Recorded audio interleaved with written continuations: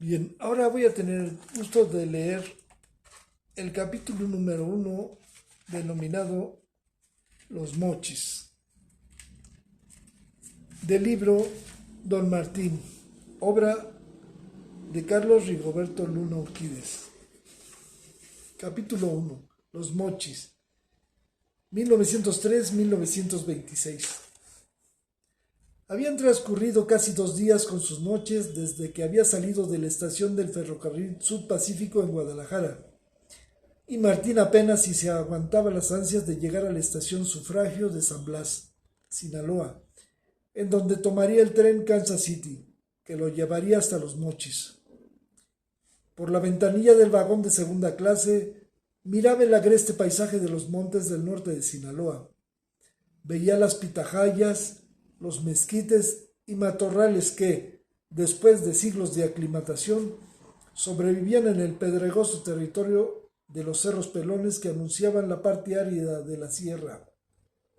A veces aparecían algunos famélicos animales que, sueltos y abandonados, batallaban para alcanzar las ramas de los pocos árboles que encontraban en ese casi desértico lugar.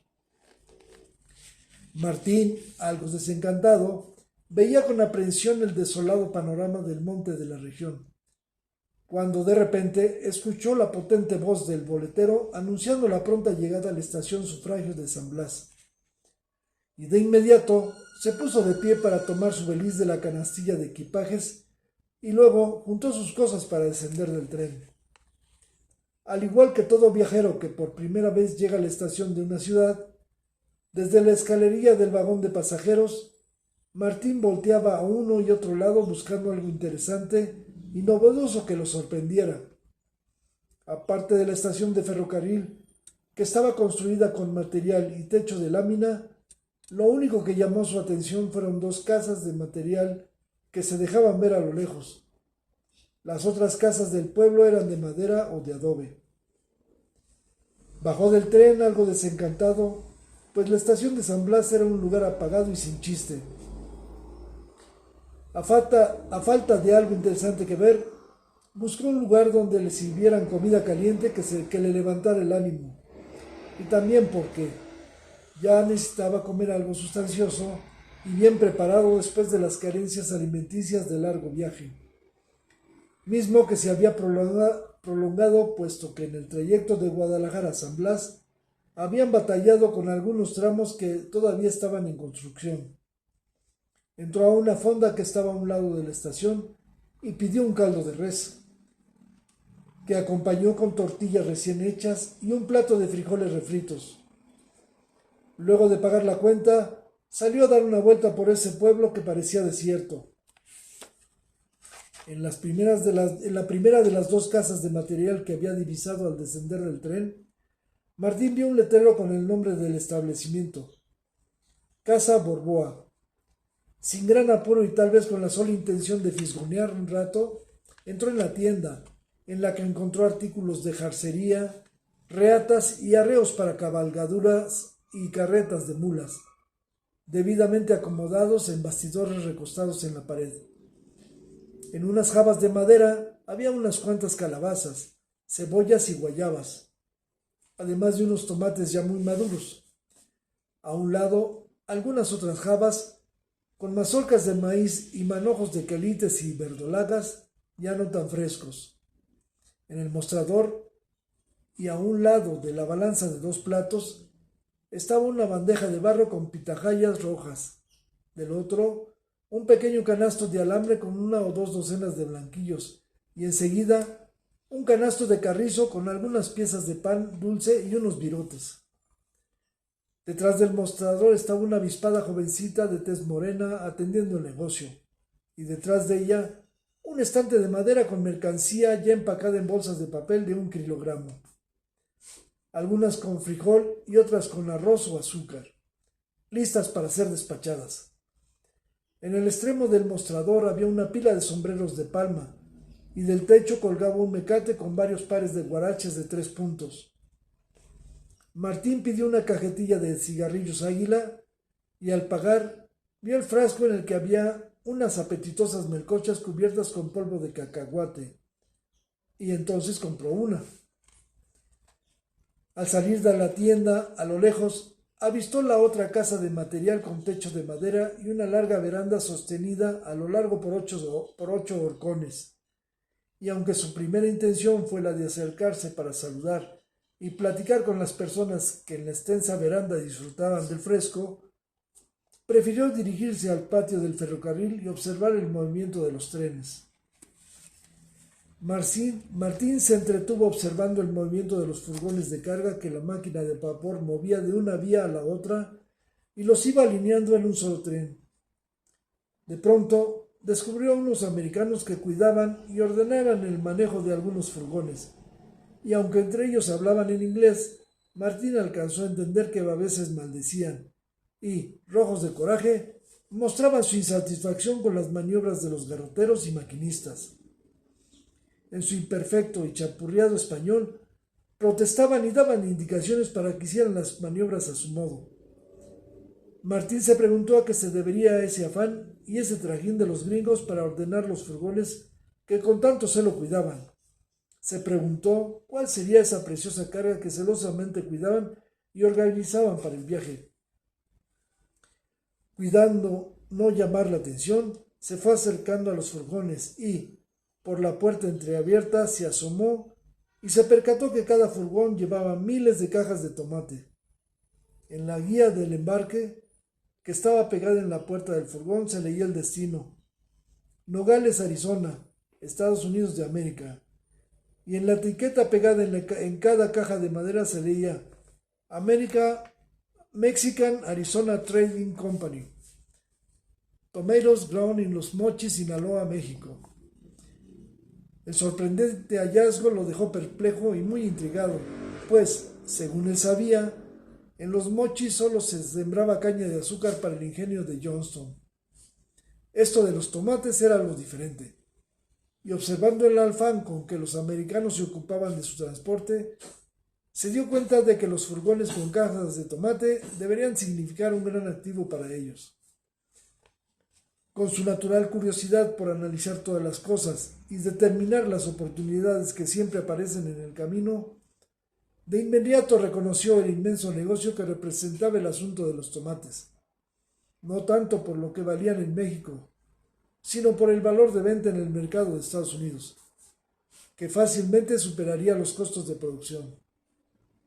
Apenas si escuchó el empleado del ferrocarril anunciar que el tren de Kansas City con destino a Los Mochis y Topolobampo estaba retrasado y saldría hasta las 11 de la noche.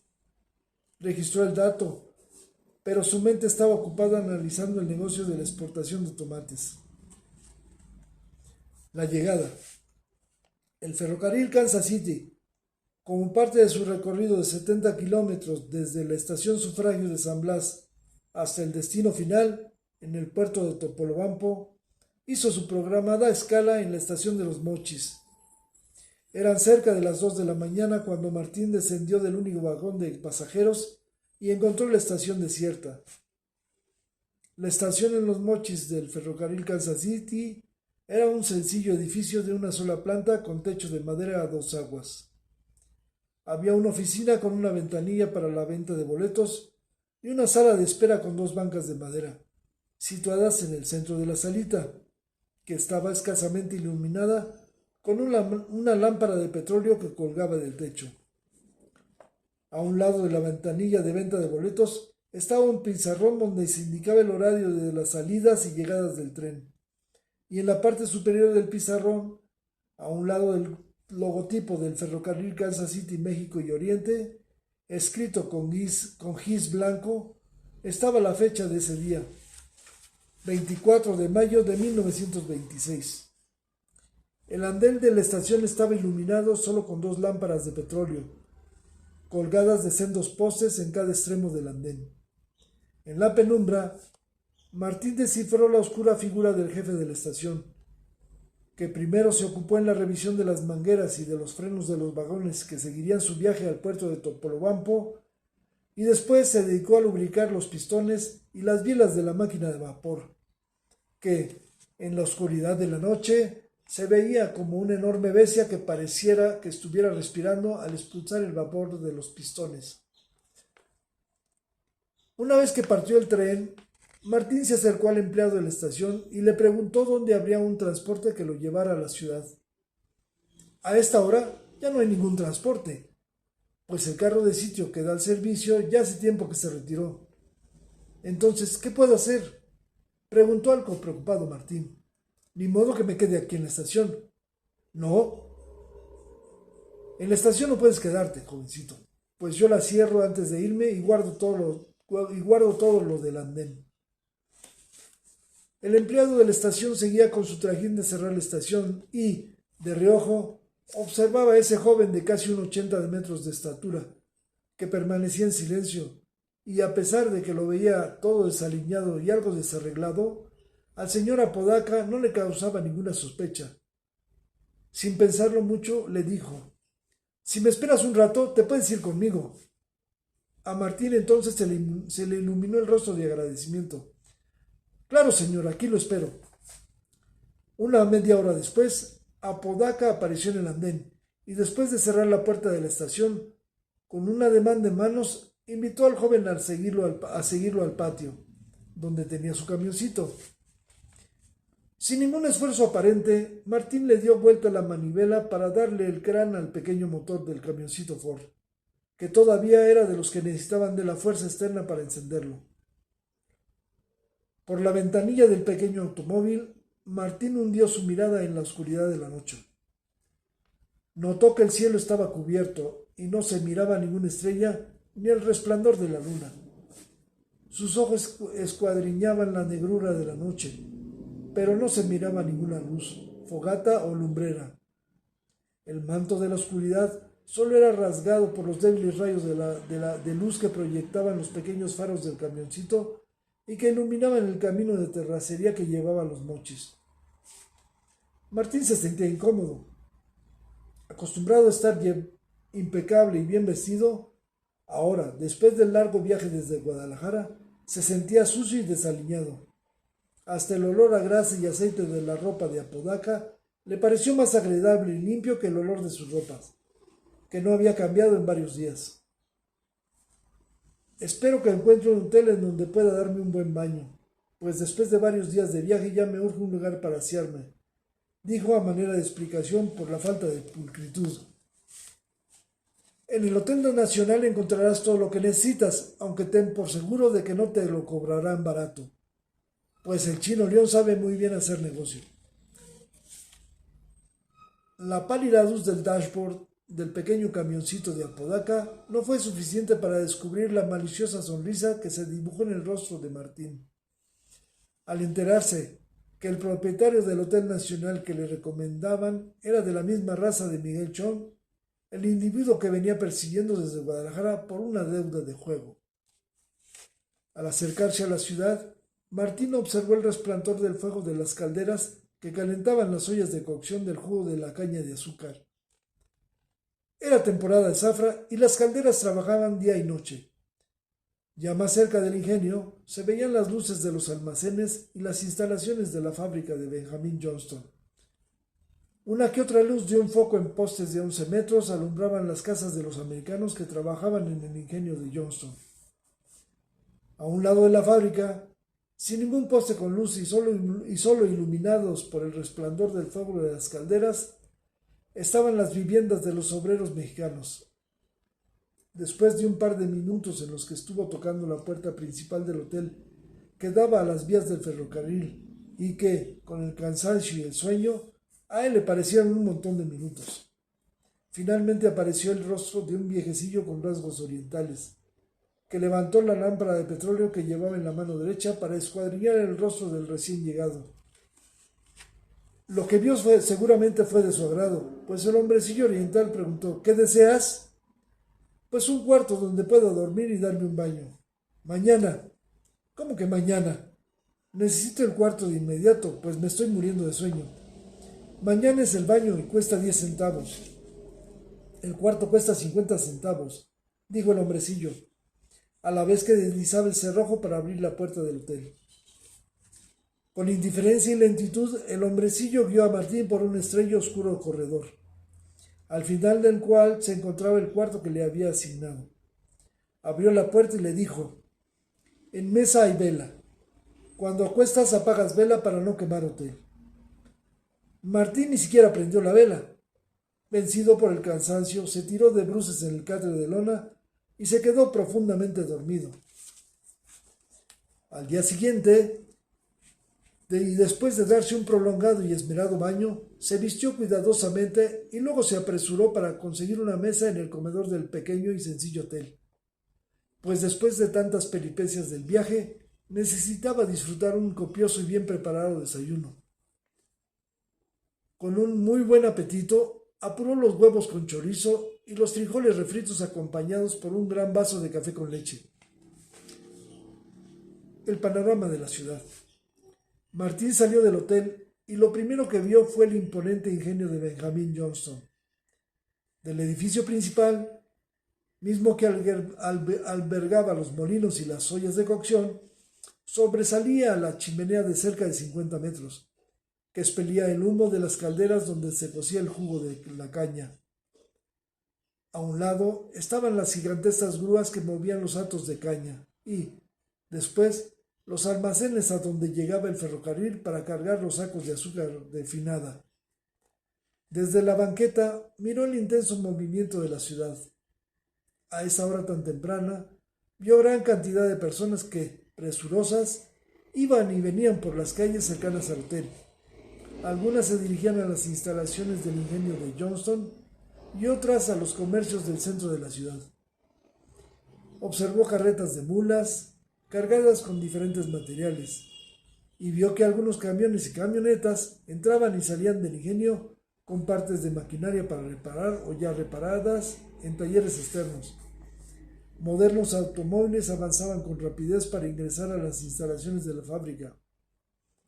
Observó, impresionado, la fila de carretas de mulas que traían la caña de azúcar que colosales grúas descargaban y colocaban en la plataforma del ingenio, y que, después de quitarles las cadenas que las mantenían juntas en grandes hatos, eran empujadas a los gigantescos rodillos trituradores para así obtener el preciado y azucarado jugo, que se depositaba en las ollas de cocción. Por la otra calle que daba al hotel, vio una carreta jalada por dos burros, que cargaba el tanque de agua para el suministro al público del vital líquido, y más alejada una carreta con sacos de carbón y otra con leña para las cocinas de las casas. Del caserío a un lado de la fábrica salían los obreros que iban a cubrir el turno. Ya no estaban los miles de jornaleros agrícolas, quienes, temprano en la madrugada, se habían montado en las carretas de 2 tiros de mulas que los llevaban hasta los cañaverales para empezar la dura tarea de cortar caña. A un lado de la calle del hotel vio algunas mujeres que, en canastas, llevaban la comida a sus maridos, o también para vender, y otras que, con un balde, iban al canal para traer agua del otro lado del puente, donde todavía no estaba contaminada con los desechos de la fábrica. De la fábrica salían los furgones cargados con sacos de azúcar refinada, que el ferrocarril Kansas City llevaba al puerto de Topolobampo, desde donde eran transportados por vía marítima al mercado del oeste de Estados Unidos. Otros furgones se llevaban a la estación de San Blas, donde se enganchaban al ferrocarril subpacífico para llevar los sacos de azúcar a la frontera y venderlos en el mercado del centro y del este de Estados Unidos, mientras que algunos otros furgones se destinaban al sur del país para atender el mercado nacional. No fue difícil para Martín darse cuenta de que la vida de la población de Los Mochis giraba en torno al ingenio de la United Sugar Company. La intensa actividad comercial de la ciudad era originada por esa multitud de personas que trabajaban en el ingenio o para el ingenio, y que necesitaban comida, ropa, zapatos y también muebles, estufas, lámparas, ollas, platos y demás enseres para el hogar. Para Martín, esa demanda de productos era la oportunidad que necesitaba para hacerse de un modo de vivir, mientras conseguía los recursos necesarios para su proyecto de compra de terrenos. El Hotel Nacional era el lugar perfecto para enterarse de lo que pasaba en Los Mochis, particularmente el movimiento comercial y las oportunidades de negocio en la agricultura. Al hotel llegaban los agentes viajeros que venían con sus bultos de artículos que promovían en las tiendas locales y en las de los pueblos circunvecinos. Otros solo llevaban con el cuaderno en el que apuntaban los datos de los pedidos que lograban levantar y que luego enviarían por el transporte público. Martín hizo amistad con esos agentes de ventas y con algunos logró acuerdos para promover sus productos, y así consiguió tener ingresos que le permitieran sufragar los gastos de la comida y el hotel. Una noche de sábado, cuando regresaba de la villa de Ahome, a donde había ido a entregar algunas ollas y baldes en la tienda de Manuel Falomir, llegó al hotel ya un poco tarde, y cuando se dirigía a su habitación, escuchó voces y sonrisas por el lado del comedor. Curioso como siempre, aguzó el oído y discretamente se asomó por la puerta entreabierta. Unos hombres sentados alrededor de una mesa redonda, cubierta con un lienzo de franela verde, jugaban a las cartas. Se les veía muy contentos, disfrutando de las botanas que les traían de la cocina y de las bebidas que diligentemente les servía el mozo del hotel, y en las que no faltaba el whisky que alguien conseguía en los barcos que lo traían de contrabando de Estados Unidos. Martín se percató de que no todos estaban atentos del juego y mejor disfrutaban de la plática, festejando ruidosamente las ocurrencias y las jocosas historias que se contaban. Cada jugador tenía enfrente de sus cartas el montón de fichas con las que algunos apostaban con bastante ligereza. Martín observó las expresiones, ademanes y estilo de cada jugador y los memorizó para usarlos más adelante. Satisfecho de su análisis, se retiró a su cuarto a descansar. Días después, Martín se las arregló para platicar con el propietario del hotel y consiguió ser invitado a la jugada del siguiente sábado. No fue nada difícil para Martín salir ganando, pues los contrincantes apostaban con descuido, más atento a la conversación y al parloteo que al desempeño en el juego. Al día siguiente, buscó al señor Ignacio León y le dijo: «Quiero que me haga el favor de guardar estos centavitos. ¿Te fue bien anoche?» Tomando en cuenta que algunos apostaban a la ligera, no fue difícil ganar algunas partidas, aunque también debo admitir que tuve algo de suerte, dijo sonriente Martín, quien luego agregó con cierta malicia: «No olvide, señor León, que la suerte se reparte temprano, y como usted ya se dio cuenta, yo siempre me levanto muy temprano». «Bueno, pues aquí te los guardo. Supongo que quieres ir ahorrando para comprarte un bonito automóvil del último modelo». Sonriente como siempre, Martín le contestó: «No, señor León, estos ahorros no los quiero para comprarme un automóvil. Los quiero para comprar un terrenito y dedicarme a la agricultura.